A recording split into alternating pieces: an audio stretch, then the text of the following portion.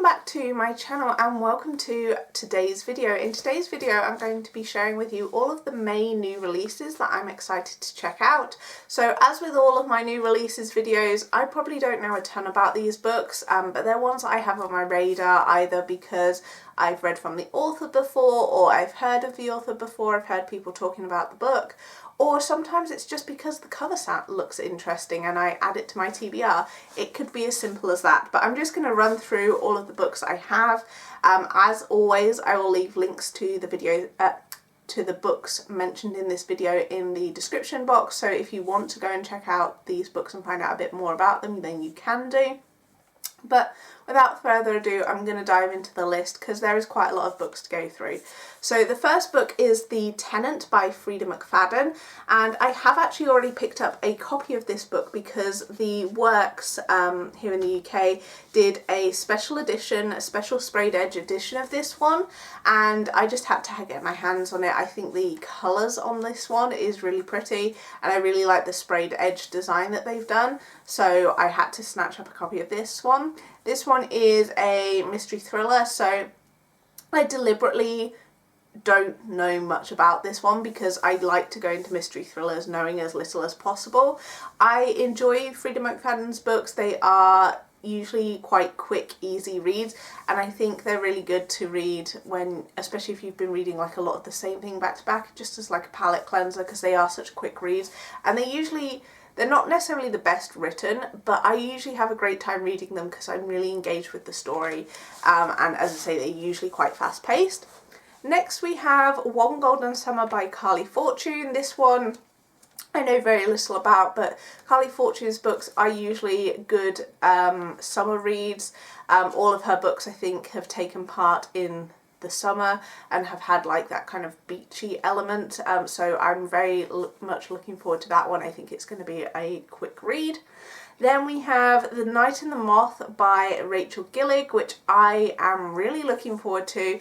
This one is the first book in a new series from her and I can't wait to dive into this one. I've got the Waterstones special edition on pre-order. Rachel Gillig wrote the One Dark Window duet, which I read earlier this year, I think it was, or maybe even at the end of last year, I can't remember, but I enjoyed that and I'm definitely intrigued to see what she does with this new series. Then we have Shield of Sparrows by Devney Perry. I again have the special edition ordered and I cannot wait to get my hands on this one. Devney Perry is one of my favourite authors. She typically writes contemporary romance books, but this one is her first fantasy romance book and I cannot wait to read this one. I don't know too much about it other than it's going to be fantasy, but yeah, definitely cannot wait for this one. Then we have The Thrashers by Julie Soto. Julie Soto, again, typically writes contemporary romance, but this is her first, I think first young adult book, and it's going to be a mystery. Now, I don't read a ton of YA mysteries because I have, for the past few years, I haven't enjoyed them as much, but when a author that I do really enjoy releases one, I do check it out just because I am interested. I like Julie Soto's writing, so I'm interested enough to want to pick this one up, but I don't know when I'll get to that one. Then we have Dying to Meet You by Sarina Bowen. This is again a domestic thriller. Sarina Bowen typically writes contemporary romances. She writes a lot of sports romance. There's also small town romance series that she's written, and I enjoy her writing, but has released a couple of thrillers. She released one last year which I have on my Kindle. I have still yet to read, but this is the another thriller that she's releasing this year. I love the covers for this series, and yeah, can't wait to get to this one. Then we have Problematic Summer Romance by Ali Hazelwood. So if you've been watching my channel for a while, you'll know that Ali Hazelwood is an author that I keep reading, but I don't necessarily love her books because I get sucked in by the hype. I've not actually heard anyone talking about this book, to be fair. I didn't even know it was coming out, but when I was looking at my list of on Goodreads for books that were coming out in May, I saw that she had a new one coming out. So I'm going to be checking out this one. I've got a copy reserved from the library, and we'll see how we get on with it. And then we have Heart of the Sun by Mia Sheridan. Mia Sheridan is an author that I've actually only ever read one book from, which was Archer's Voice, and I did enjoy Archer's Voice, but I haven't read anything else from her. I did try to read, is it Falling for Gage? I think it's called, and I DNF'd that one. So this one is on here hesitantly. I'm not sure when or if I'm going to get to it anytime soon, but I wanted to let you know that there is a new Mia Sheridan book coming out. Then we have Hidden Nature by Nora Roberts. I am a huge Nora Roberts fan. I've been reading her books for quite a few years now, and I always check out her new releases. Some of her newer books haven't worked for me, I will be honest, but I always check them out. I love the cover for this one. I think it's really gorgeous, and I don't know too much about it, but there's usually some sort of thrillerish or mystery element to them, so looking forward to diving into that one. Then we have Can't Get Enough by Kennedy Ryan. This is part of, I can't remember the name of the series, but I think the first book was, what was it called? I can't remember. I'll put the title on screen here. But I really enjoyed that one. That was about a couple that was going through a divorce and them coming back together. Really liked that one. I haven't read book 2. I've heard mixed things about book 2, but I'm definitely looking forward to picking up this one at some point. Then we have Jilted by V. Keeland, and I added this one to my list because of the tagline. So this one, the tagline was 27 Dresses meets The Hating Game, and if you don't know, which I don't think you will have because I don't think I've mentioned it, but 27 Dresses is one of my favourite films. I've watched it so many times. I don't know why, but I really enjoy that film. The Hating Game I didn't love so much, but I love kind of anything that involves weddings in books. Really like that trope, so looking forward to checking that one out. Then we have Rebel in the Deep by Katie Robert. This is book 3 in the Crimson Sail series. I'm not caught up on this series. I've only read book 1. But I am definitely intrigued enough that I do want to obviously read book 2, so I thought I would mention that book 3 is coming out this month. Then we have Rules for Ruin by Mimi Matthews. I have read a few Mimi Matthews books in the past. She typically writes historical romance, but this I believe is going to be her first fantasy romance, and this looks like it's going to be set around some sort of academy, and it's fantasy, but it is still going to have historical elements to it, I believe, from what I've read of the synopsis. So looking forward to checking out this one. Then we have Manic Pixie Dream Earl by Jenny Holiday, which I am instantly drawn in by the title. This is obviously historical romance. I always want to support authors writing historical romance because a lot of them are moving away from the historical romance genre. As you saw, Mimi Matthews is doing a fantasy one because that's kind of where publishing wants authors to be at the moment. That's kind of what's popular. So we're seeing less historical romance. So whenever I do see someone releasing historical romance, I do want to support them. Then we have The Cardinal by Alison Weir. This one is historical fiction. I've read quite a lot of Alison Weir's books in the past, but I'll be honest, I haven't read one for a while. Her books are usually quite long and they are very detailed. Like if you want a historical fiction that has definitely been well researched, I feel like her books are really good to go for. This is about Cardinal Wolsey, who obviously, if you are a fan of the Tudor period or know anything about the Tudor period, you will know the role he played. And I'm interested to check this one out. I'm not sure how long this one is going to be, but yeah, I'm definitely looking forward to picking that one up.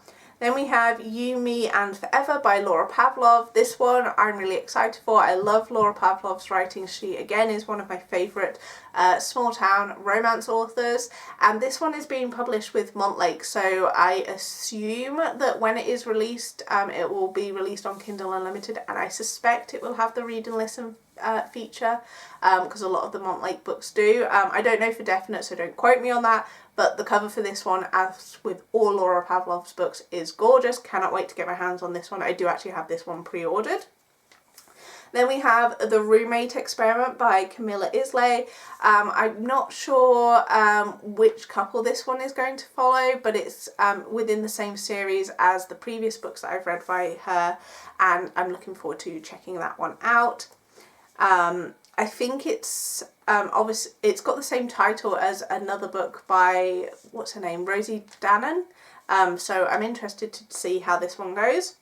Then we have Marked by Moonlight by Sophie Jordan. I, again, have read a few Sophie Jordan books. Again, she started out, I think, as historical romance. She's definitely written historical romance. And she has branched out into fantasy. This one's paranormal. This one is a werewolf romance, I believe, which I'm definitely intrigued to check out. I was hoping that we might get the next book in the, I don't know what the name of the series is going to be called, but I read, is it called Fire in the Sky by her last year or earlier last year I think it was, which was fantasy, and I was hoping that there was going to be a second book for that. And I think there is plans for a second book, but I haven't seen when that's due out. But I'm keeping my eye out. But Marked by Moonlight is one that I'm definitely interested to check out.